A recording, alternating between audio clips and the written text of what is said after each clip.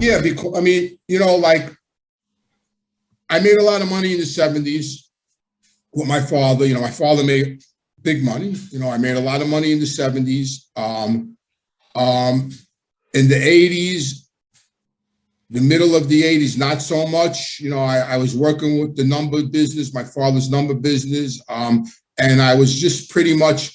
He got arrested in '84. So there was 3 years, '84 to '87. He was in fighting cases in Miami. So I wasn't. They were. So being that he was in Miami and he had lawyers in Miami, Tony Lee, his partner, and John Gotti had me stay in Miami, and they would pay all my bills. Like I lived in a hotel or I had an apartment, and they took the money off the top and paid my rent and sent me money for my pocket. And so I didn't really have to do much except run around Miami like a crazy person with all them nutty Colombians and Cubans and, blow my brains out. You know what I mean? But so I really wasn't earning any personal money those years because I was dealing with my father's attorneys and all that stuff.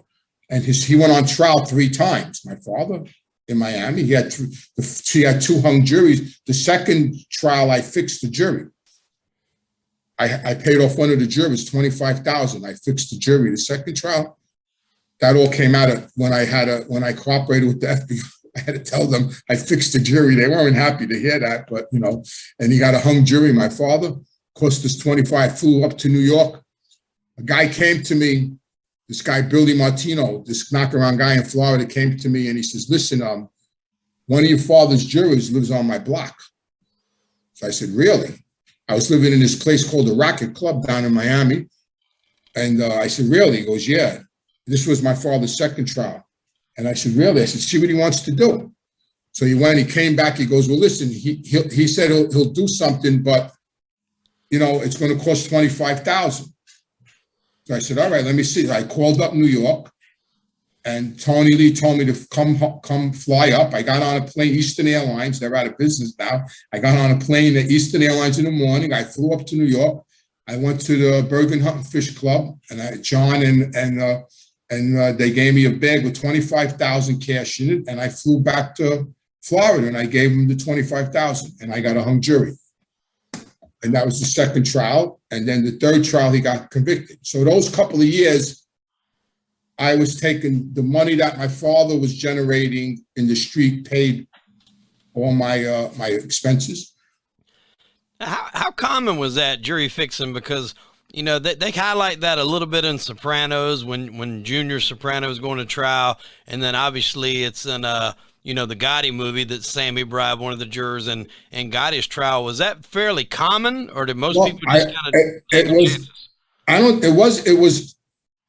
It wasn't common where like it happened all the time. That was the goal. It was always tried. Like, there was always a move to try to get to the jury. Sometimes you can and sometimes you can't. But I don't know how common it was, but it was something that was always attempted. Right.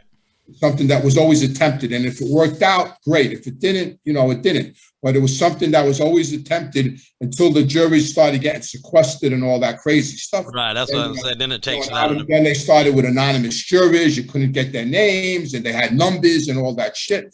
But it was always attempted. And like we, the guy that came to me, he knew that we would do it. So he came when he found out about his neighbor. He came right to me and said, "Listen, the neighbor is on your father's jury. You want to do something?" And of course, I said yes right away. But so it's always attempted, and if it works out, it works out. If not, it doesn't. But it's always something that's preyed upon.